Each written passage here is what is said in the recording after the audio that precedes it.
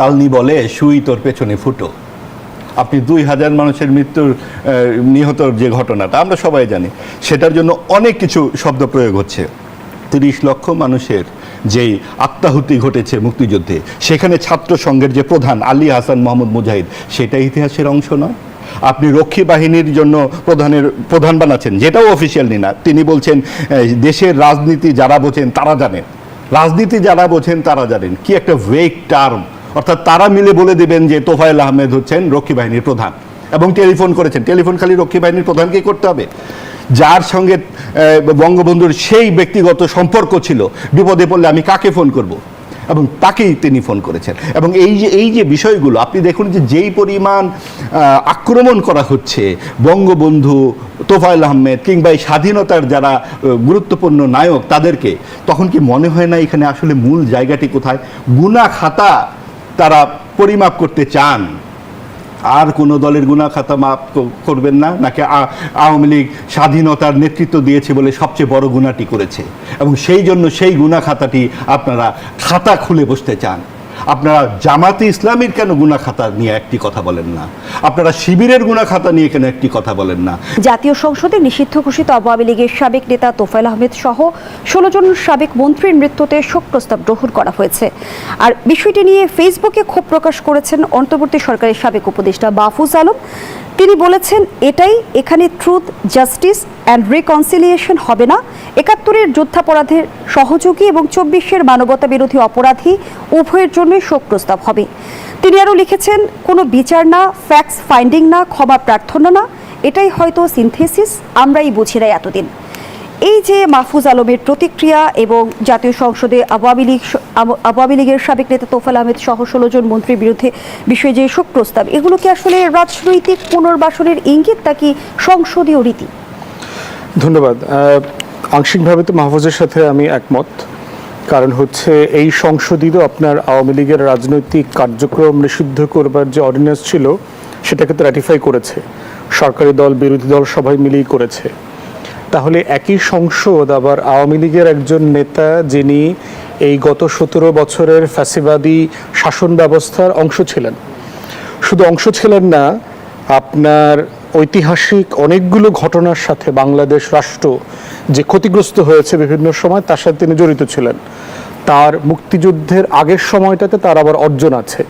60-এর দশকের প্রমিনেন্ট ছাত্রনেতা ছিলেন, ডাকসু ভিপি ছিলেন, ছাত্র সংগ্রাম পরিষদের আহ্বায়ক ছিলেন, এগুলো তার আবার অবদানের জায়গা। কিন্তু মোটা দাগে স্বাধীন বাংলাদেশে যদি আপনি অনেকগুলো কঠিনভাবে রাষ্ট্রকে ক্ষতিগ্রস্ত যারা করেছেন এবং যে পদ্ধতিতে করেছেন, তার সাথে তোফায়েল আহমেদ সাহেব জড়িত ছিলেন। কিভাবে করেছেন দেখেন, 72 থেকে 75 সালের ভিতরে তিনি হচ্ছে রক্ষী বাহিনীর প্রধান ছিলেন। রক্ষী বাহিনী কি? একটা মার্সেনারি ফোর্স, যারা এই র্যাব গত 16-17 বছরে যা করেছে, গুম খুন, রাজনৈতিক ভিন্ন মতের জন্য আপনাকে হত্যা করা, লাশ ফেলে দেওয়া, হাজারে হাজারে বিরোধী দলীয় নেতা কর্মীদেরকে তুলে এনে নির্যাতন নিপীড়ন করা, এবং রাষ্ট্রীয় আইন দিয়ে এই রক্ষী বাহিনীকে তখন আপনার ইন্ডেমনিফাই করা হয়েছিল যে তাদের কোনো বিচার, তাদের কোনো অভিযোগকে বিচারের মুখোমুখি করা যাবে না। এই তোফায়েল আহমেদ সাহেব, উনি শেখ মুজিবের রাজনৈতিক সচিব ছিলেন, এবং দেখবেন যে শেখ সেলিম আওয়ামী লীগের নেতা যে ছিলেন, তিনি পার্লামেন্টে পর্যন্ত তোফায়েল আহমেদ সাহেবের ব্যাপারে অভিযোগ করেছেন যে শেখ মুজিবুর রহমানকে যখন হত্যা করবার জন্য ফোর্স আসে, তখন শেখ মুজিব তোফায়েল আহমেদকে ফোন করেছিলেন যে তুমি তোমার ফোর্স পাঠাও, আমাকে ঘিরে ধরে রাখা হয়েছে। তখন উনি কোনো রেসপন্স করেন নাই। তো শেখ সেলিম কিন্তু অভিযোগ করেছিল যে রক্ষী বাহিনীর তো হাজার হাজার লোক তার অধীনে ছিল, সে তো এগিয়ে আসে নাই। আওয়ামী লীগের অভিযোগ ছিল তোফায়েল আহমেদ সাহেবের ব্যাপারে। থার্ড যেটা হচ্ছে যে আমাদের প্রশাসনকে ধ্বংস করবার জন্য যারা যারা কাজ করেছে, আমাদের ব্যুরোক্রেসিকে, আমলাতন্ত্রকে, তার জনক যদি বলেন তাহলে সেটা তোফায়েল আহমেদকে বলতে হবে।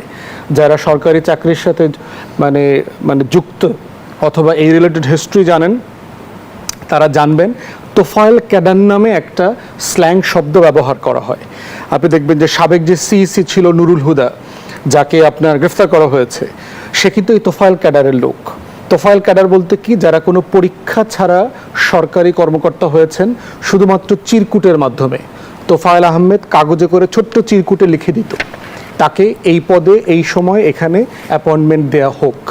এইভাবে শত শত সাবেক ছাত্রলীগ, আওয়ামী লীগ, রক্ষী বাহিনী, পলাতক গুন্ডা মাস্তান কোনো যোগ্যতা ছাড়া সরকারি চাকরি পেয়েছে।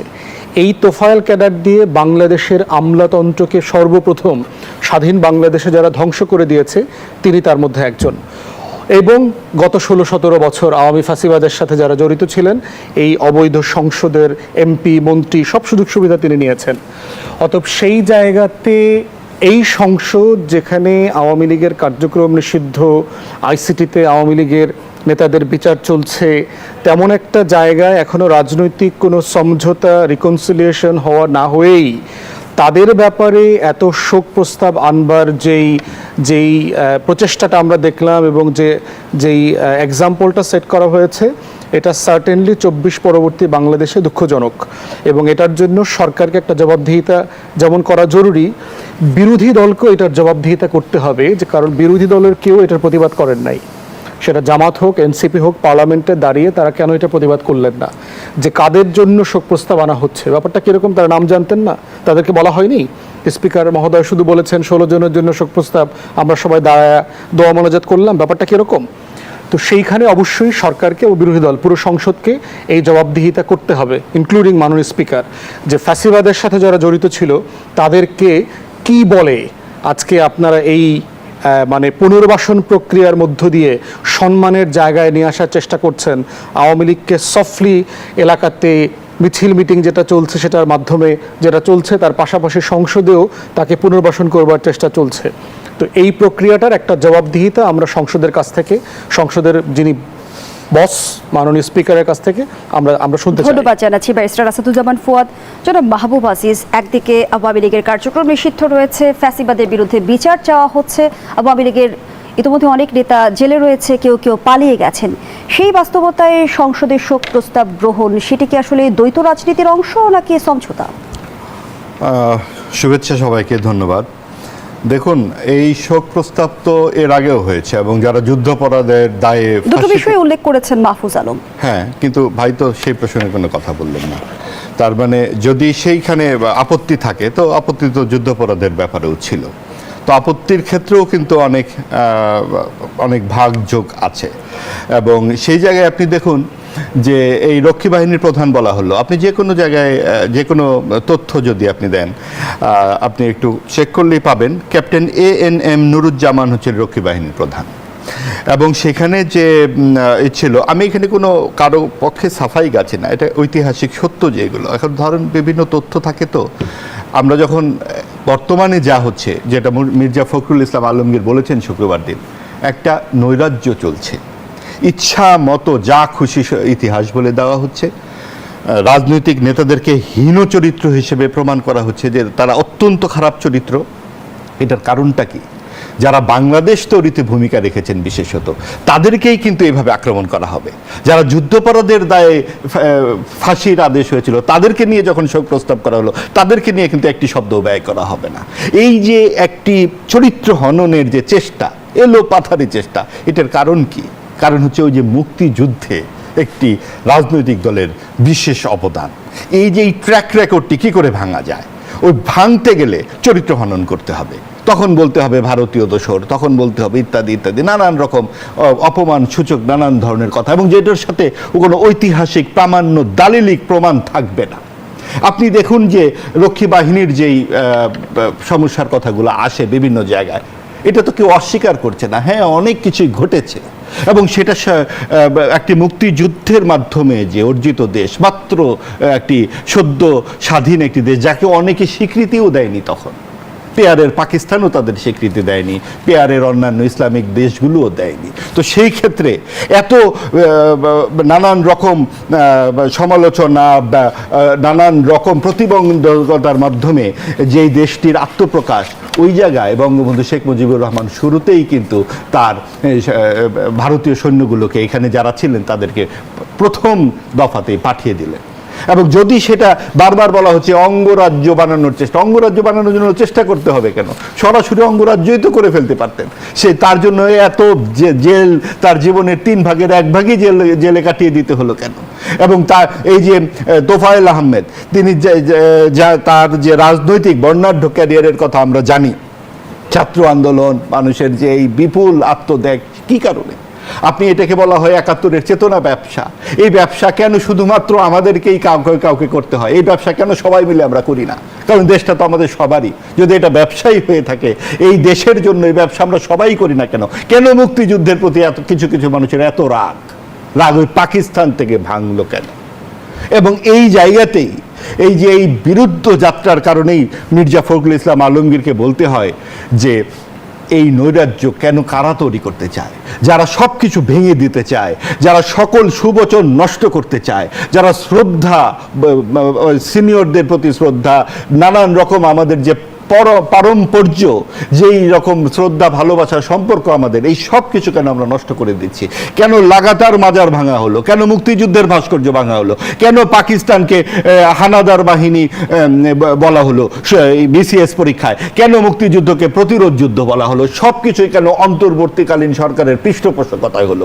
এই অন্তর্বর্তীকালীন সরকার কেন একটি সাম্প্রদায়িক উগ্রবাদী শক্তিকে এভাবে পৃষ্ঠপোষকতায় করে একটি পটভূমি তৈরি করলেন যাতে তারা জাতীয় সংসদে প্রধান বিরোধী দল হিসেবে আবির্ভূত হতে পারে? এবং এই জায়গায় আপনি দেখুন, আজকে যখন সংসদে আমরা এই দৃশ্যটি দেখছি যে তোফায়েল আহমেদ সহ 16 জনের ব্যাপারে শোক প্রস্তাব এবং সকলেই দাঁড়িয়ে সম্মান প্রদর্শন করছে, সেইগুলো কিন্তু একটি ভালো উদ্যোগ বলে, ইতিবাচক উদ্যোগ বলে আমার কাছে মনে হচ্ছে। আমরা রাজনীতিতে যত বেশি অন্তর্ভুক্তিমূলক আচরণ করতে পারবো, সেখানে কিন্তু জামায়াতে ইসলামীকেও আমরা অন্তর্ভুক্তিমূলক আচরণের মধ্যেই চাই। এবং তাদের যারা যুদ্ধাপরাধের সঙ্গে জড়িত ছিলেন তাদের ব্যাপারে বিচার হবে, দলগতভাবে তাদের যে ভূমিকা ছিল সেটা হবে, কিন্তু তাকে দেশ থেকে বের করে দেওয়ার কোনো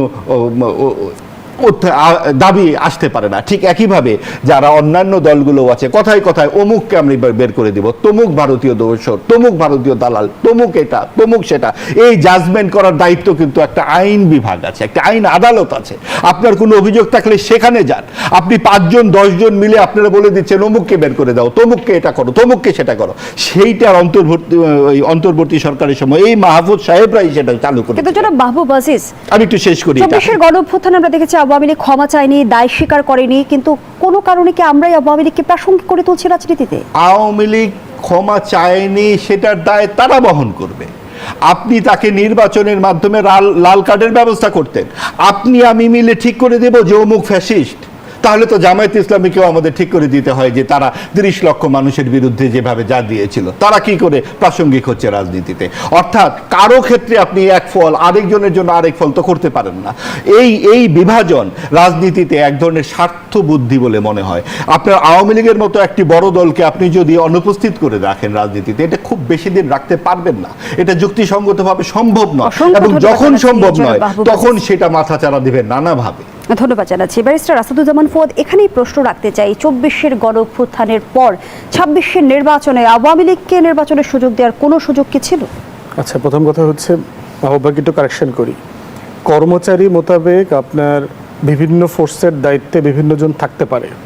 পলিটিক্যালি ফোর্সগুলো কে দেখাশোনা করে? দেখেন, আমাদের তো আর্ম ফোর্সেসের প্রধান আছে, কিন্তু আমরা সবাই কি জানতাম না যে সশস্ত্র বাহিনী তারেক আহমদ সিদ্দিকী চালায়?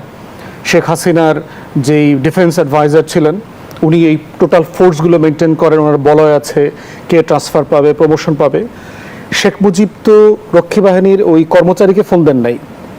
75 সালের 15 আগস্ট শেখ মুজিব ফোন দিয়েছেন তোফায়েল আহমেদকে, কারণ শেখ মুজিবের সরকারের পক্ষ থেকে রক্ষী বাহিনী দেখাশোনা করবার দায়িত্ব তোফায়েল আহমেদের ছিল। ডিফ্যাক্টো উনিই প্রধান।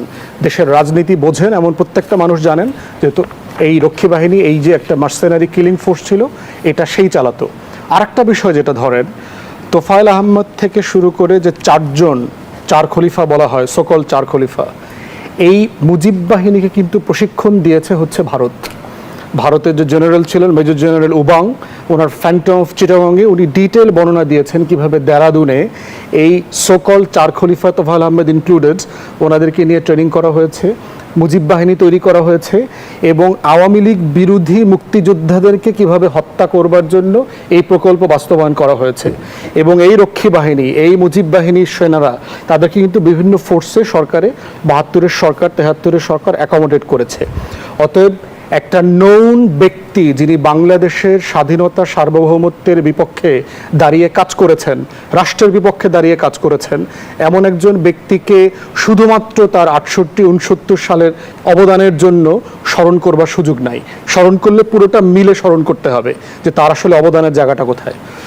এরপর হচ্ছে আপনি যেটা জিজ্ঞেস করেছেন যে আওয়ামী লীগ প্রশ্ন, দেখেন ইউরোপে যখন হিটলার এবং নাৎসি বাহিনী গণহত্যা করলো, মুসোলিনি তার ফ্যাসিস্ট পার্টি যখন গণহত্যা করলো, ইউরোপে কি কখনো তাদেরকে পুনর্বাসন করা, নির্বাচনে অংশগ্রহণ করবার এই আলোচনা করা হয়েছিল? আলোচনা তো করা হয়নি।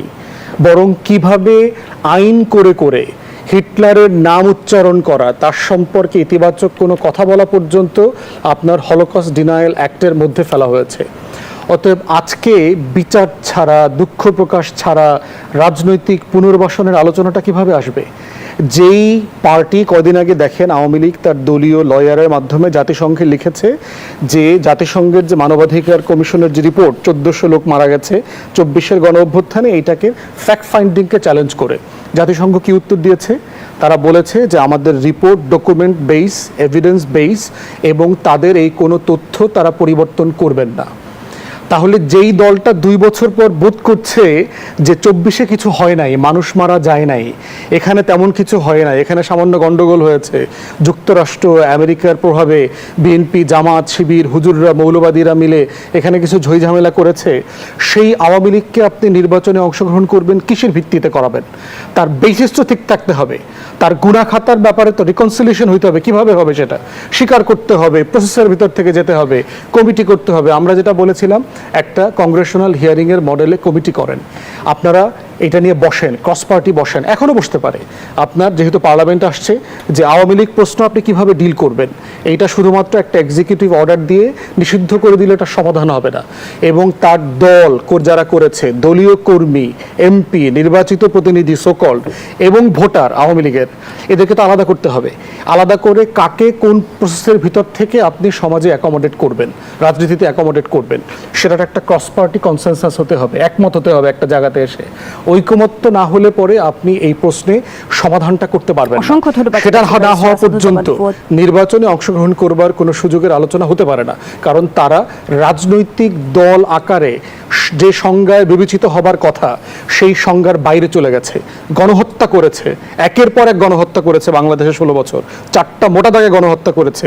সেরকম একটা দলকে আপনি নির্বাচনে অংশগ্রহণ করবার, তাকে রাজনীতি করার সুযোগ দেবার আকাঙ্ক্ষা এবং মতামত তৈরি করা মানে হচ্ছে আপনি ফ্যাসিবাদের দোষীপনা করবার চেষ্টা করছেন, যেটা কোনোভাবে কাম্য হতে পারে না। মাহবুব আজিজ, চালনি বলে সুই তোর পেছনে ফুটো। আপনি 2000 মানুষের মৃত্যুর নিহতর যে ঘটনাটা আমরা সবাই জানি, সেটার জন্য অনেক কিছু শব্দ প্রয়োগ হচ্ছে। 30 লক্ষ মানুষের যেই আত্মাহুতি ঘটেছে মুক্তিযুদ্ধে, সেখানে ছাত্র সংঘের যে প্রধান আলী হাসান মোহাম্মদ মুজাহিদ, সেটা ইতিহাসের অংশ নয়? আপনি রক্ষী বাহিনীর জন্য প্রধান বানাচ্ছেন, যেটাও অফিসিয়ালি না। তিনি বলছেন দেশের রাজনীতি যারা বোঝেন তারা জানেন, রাজনীতি যারা বোঝেন তারা জানেন। কি একটা ভেগ টার্ম! অর্থাৎ তারা মিলে বলে দিবেন যে তোফায়েল আহমেদ হচ্ছেন রক্ষী বাহিনীর প্রধান, এবং টেলিফোন করেছেন। টেলিফোন খালি রক্ষী বাহিনীর প্রধানকেই করতে হবে, যার সঙ্গে বঙ্গবন্ধুর সেই ব্যক্তিগত সম্পর্ক ছিল। বিপদে পড়লে আমি কাকে ফোন করব, এবং তাকেই তিনি ফোন করেছেন। এবং এই যে বিষয়গুলো আপনি দেখুন, যে যেই পরিমাণ আক্রমণ করা হচ্ছে বঙ্গবন্ধু, তোফায়েল আহমেদ কিংবা এই স্বাধীনতার যারা গুরুত্বপূর্ণ নায়ক তাদেরকে, তখন কি মনে হয় না এখানে আসলে মূল জায়গাটি কোথায়? গুনাহ খাতা তারা পরিমাপ করতে চান, আর কোন দলের গুনাহ খাতা মাপ করবেন না, নাকি আওয়ামী লীগ স্বাধীনতার নেতৃত্ব দিয়েছে বলে সবচেয়ে বড় গুনাহটি করেছে, এবং সেই জন্য সেই গুনাহ খাতাটি আপনারা খাতা খুলে বসতে চান? আপনারা জামাতে ইসলামীর কেন গুনাখাতা নিয়ে একটি কথা বলেন না? আপনারা শিবিরের গুনাখাতা নিয়ে কেন একটি কথা বলেন না? যেই ছাত্র সংঘের নেতা মালিক সাহেবের হত্যা নিয়ে কথা, তার মানে ছাত্র সংঘই তো শিবিরের পূর্বসূরি তারা, এবং সেই জায়গা থেকে এটা তো আর বলা বাহুল্য যে 14ই ডিসেম্বর কি হয়েছিল এই দেশে। ধরে ধরে বাড়ি থেকে ধরে ধরে নিয়ে গিয়ে আপনারা এইভাবে শহীদ হয়েছেন আমাদের গুরুত্বপূর্ণ সমস্ত বুদ্ধিজীবী। এই বুদ্ধিজীবী হত্যার দায়ে কি করে অস্বীকার করবে জামাত শিবির? যে কারণে 16ই ডিসেম্বরের যে আত্মসমর্পণ দলিলে লেখা আছে সিভিল আর্ম ফোর্স, এই সিভিল আর্ম ফোর্সই তো তারাই। কাজেই এই কম্বল বাঁচতে গিয়ে গা উজার হয়। আপনি জাতীয় পার্টির কথা ধরুন না কেন, 80 দশকে বলুন কথাটা, 80 দশকে জাতীয় পার্টির কথা ধরুন। 15ই আগস্টে শেখ মুজিবের যে 8 বছরের শিশুটি সহ 22 জনকে নিহত হলো, ওটা কোনো মানবাধিকার লঙ্ঘন হয় না? আপনার এত বড় বড় রাজনৈতিক জিয়াউর রহমানের যে হত্যাকাণ্ড, সেটা মানবাধিকার লঙ্ঘন হয় না? আপনার এরশাদ যে ট্রাক তুলে দিল ছাত্রদের উপরে, তারপরে যে জাতীয় পার্টিকে নিয়ে আহ্লাদ করে আপনারা নির্বাচন করেন, সেইটা কোনো মানবাধিকার হয় না? আরও অসংখ্য রাজনৈতিক হত্যাকাণ্ড আছে। রমনার বটমূলে কারা বোমা মেরেছিল, উদিচি, ছায়ানট, আপনার গণমাধ্যমে হামলা, একের পর এক হামলা, এই সমস্ত রাজনৈতিক হত্যাকাণ্ড আমরা জানি না? কাজেই আপনি কয়টাকে ধরবেন? সেই জায়গায় আমি কোনোভাবেই বলছি না যে 24-এর গণ অভ্যুত্থানের কারণে আপনি আওয়ামী লীগকে আপনি গুনাখাতা বাদ দিয়ে দিবেন, সকলের গুনাখাতা বলছেন না বাদ দিয়ে দেওয়ার কথা, কিন্তু আওয়ামী লীগ নিজেই তো 24-এর গণ অভ্যুত্থানকে ভিন্ন দিকে ধাবিত করার অপচেষ্টা করছে। এটা তো আওয়ামী লীগ দায় অস্বীকার করে আওয়ামী লীগ রাজনীতিতে প্রাসঙ্গিক হতে পারবে? ঝটিকা মিছিল কিংবা বিভিন্ন জায়গায় সংঘর্ষ করে কি রাজনীতিতে প্রাসঙ্গিক হওয়া সম্ভব? আমি প্রশ্নটি রাখছি, বিরতির পর ফিরছি। দর্শক, জনতন্ত্র গণতন্ত্রের এই পর্যায়ে বিরতি নিচ্ছি, সাথেই থাকুন। আবারও আমন্ত্রণ, দেখছেন নিউজ 24 এর নিয়মিত আয়োজন জনতন্ত্র গণতন্ত্র। নিবেদন করছে আড়াই সিল স্টিল। আমরা আবারও ফিরছি আলোচনায়। যেটা মাহবুব আজিজ, একদিকে আমরা দেখছি যে আওয়ামী লীগ 24-এর গণ অভ্যুত্থানকে ভিন্ন দিকে ধাবিত করার এক ধরনের অপচেষ্টা চালাচ্ছে, অন্যদিকে মাঠ পর্যায়ের বাস্তবতা যদি আমরা তুলে ধরি, আমরা দেখছি মাঝে মাঝে ঝটিকা মিছিল এবং সংঘর্ষের ঘটনা, পাল্টা হামলার ঘটনাও কিন্তু ঘটছে। রাজনীতিতে এভাবে প্রাসঙ্গিক হওয়া যায় কি? দেখুন, যে কোনো একটা রাজনৈতিক দল, সেটা যে কেউ হতে পারে, তারা কি করবে না করবে সেই ব্যাখ্যা কিন্তু দেবার কাজ আমার নয়। আমি যেটা করতে চাচ্ছি যে মূল যে রাজনৈতিক দলগুলো, আমাদের প্রধান যে রাজনৈতিক দলগুলো, যাতে পারস্পরিক একটা সহাবস্থান থাকে আমাদের সমাজে। এই জায়গায় যখন আওয়ামী লীগ ক্ষমতায়, তখন আওয়ামী লীগ জাতীয় পার্টিকে একটা পুতুল বিরোধী দল বানিয়ে বিএনপি ও জামাতকে তারা নির্বাচনের বাইরে রাখলো 12 বছর। তো এই যে একটা পরিস্থিতি তৈরি হলো, এবং সেইটার প্রেক্ষিতেই কিন্তু শেষ পর্যন্ত 24-এর গণ অভ্যুত্থান পর্যন্ত মানুষকে পৌঁছতে হলো। গণতন্ত্র এবং আইনের শাসনের জন্যই কিন্তু মানুষের রাস্তায় নেমেছে। আপনি সেই যে মানুষের আত্মাহুতি এবং এত তীব্র আন্দোলনের ফলাফলে যেই আমরা সংসদটি পেলাম বা যেই রাজনৈতিক বাস্তবতা পেলাম, আমরা তখন কি দেখলাম? আমরা দেখলাম যে আওয়ামী লীগকেই এবং আওয়ামী লীগের সাথে যারা সম্পর্কিত তাদের সকলকে বাদ দিয়ে আবার সেই একইভাবে আরেকটি পক্ষ ক্ষমতায় চলে আসছে একসাথে, তারা এবং এই যে এই জায়গাটি ভাগ বাটোয়ারার যে রাজনীতি, সেটার বিরুদ্ধেই আসলে আমি বলতে চাচ্ছি। এখানে আওয়ামী লীগ তারা যে অপরাধ করেছে, সেই অপরাধের প্রায়শ্চিত্ত তারা করবে, তারা আইনের সামনে তারা সোপর্দ হবে, এবং সেইটার দায়িত্ব কিন্তু সরকারের। অন্তর্বর্তীকালীন সরকার নানান বাহানায় সেই বিচারটি ঝুলিয়ে দিয়েছে, এবং ঝুলিয়ে করেছে কি, যুদ্ধাপরাধী ট্রাইব্যুনালের সাথে এই বিচারটিকে মিশিয়ে দিয়েছে। এটা তো দরকার ছিল না। আপনি যুদ্ধাপরাধী ট্রাইব্যুনালও থাকতো, আপনি 24-এর গণ অভ্যুত্থানের জন্য আলাদা একটি ট্রাইব্যুনাল করে আলাদা জায়গায় করে, এবং সেইখানে একদম যেভাবে আপনি একজনকে আইনজীবী নিয়োগ করেছেন, শেখ হাসিনার পক্ষে কথা বলতে বলতে তিনি হাসছেন, মনে আছে নিশ্চয়ই আপনাদের। তার মানে এটা তো ঠাট্টা মজার ব্যাপার নয়।